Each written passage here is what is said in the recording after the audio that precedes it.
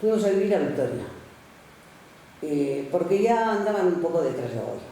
Ya la cosa estaba fea, ya habían preguntado, andaban a Miquel Hacha también le pararon un día en la calle y le preguntaron por este y tal, y no sé qué, y ya nos fuimos. Y nos fuimos los dos nos casamos en Urquiola sin haber echado proclamas en Durango.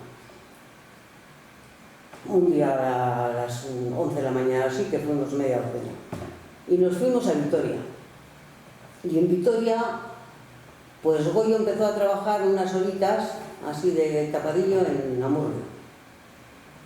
Y luego, bueno, fue toda la época de sexta, que se hicieron ahí todas las reuniones. Nosotros cogimos un piso grande en la casa en la Plaza Barrancal, y allí se hacían las reuniones pues iba allí la gente, se reunía y tal y cual, y luego allí vinieron, luego nos cambiamos de piso y vinieron a vivir también con nosotros Sarra y Bego.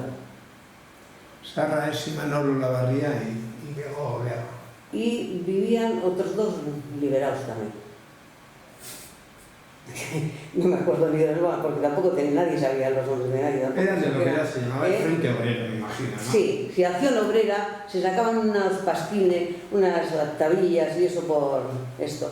Fue también después de todo el follón de las muertes de Vitoria y todo aquello.